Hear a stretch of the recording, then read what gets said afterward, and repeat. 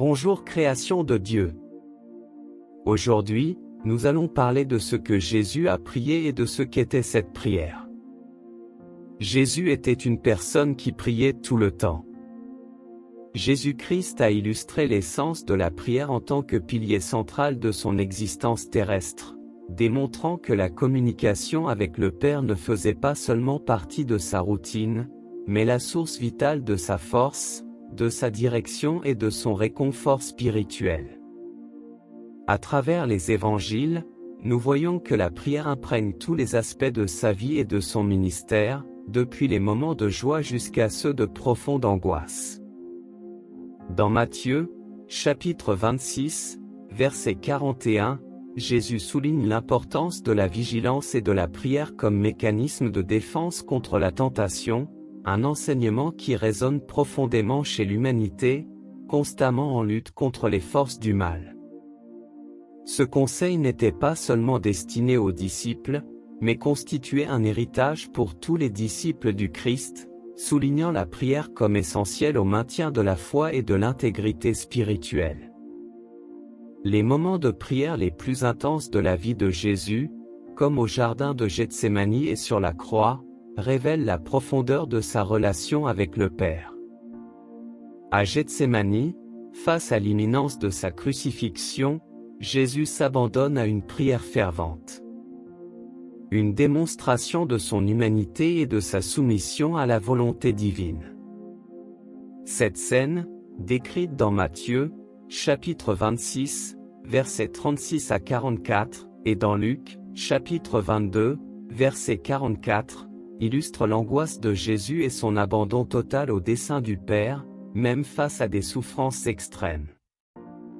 Sur la croix, malgré la douleur et l'abandon, Jésus prie pour ceux qui l'ont crucifié, demandant pardon pour eux dans Luc, chapitre 23, verset 34. Cette prière reflète le cœur compatissant du Christ, sa capacité à pardonner et son engagement inébranlable dans la mission. La rédemption qui s'est accomplie. Jésus recherchait des endroits isolés pour prier, comme l'indique Marc, chapitre 1, verset 35, démontrant le besoin de solitude pour une communion intime avec Dieu. Ces moments de retraite spirituelle étaient essentiels pour se ressourcer et se préparer aux défis du ministère. La pratique de Jésus consistant à se retirer pour prier nous enseigne l'importance de trouver du temps et un espace dédié à la prière, loin des distractions du monde. La prière nocturne, mentionnée dans Luc chapitre 6, verset 12, où Jésus passe la nuit en communion avec le Père, met en évidence la volonté de sacrifier le confort et le repos en faveur du renforcement spirituel et de la direction divine. Ces moments de prière intensive ont été essentiels à l'efficacité de son ministère et démontrent que nous sommes parfois appelés à consacrer de longues périodes de temps à la prière, en particulier lorsque nous sommes confrontés à des décisions importantes ou à des défis imminents. Dans Jean chapitre 17, connu sous le nom de prière du grand prêtre, Jésus exprime ses désirs les plus profonds pour ses disciples et pour tous ceux qui croient en lui.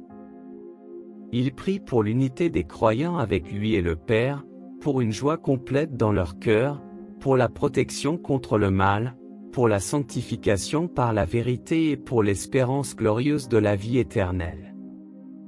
Cette prière résume l'amour de Jésus pour ses disciples et son désir que nous vivions en harmonie avec la volonté divine.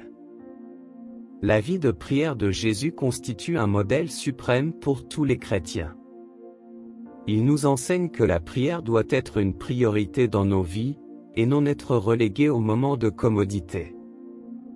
Par la prière, nous sommes appelés à rechercher une relation plus profonde avec Dieu, à dépendre de lui en toutes circonstances et à vivre selon ses desseins. Jésus nous a montré que, par la prière, nous pouvons affronter les tentations, surmonter l'adversité et accomplir la mission que Dieu nous a confiée. Par conséquent, la prière n'est pas seulement un aspect de la vie chrétienne, c'est le cœur battant de notre foi.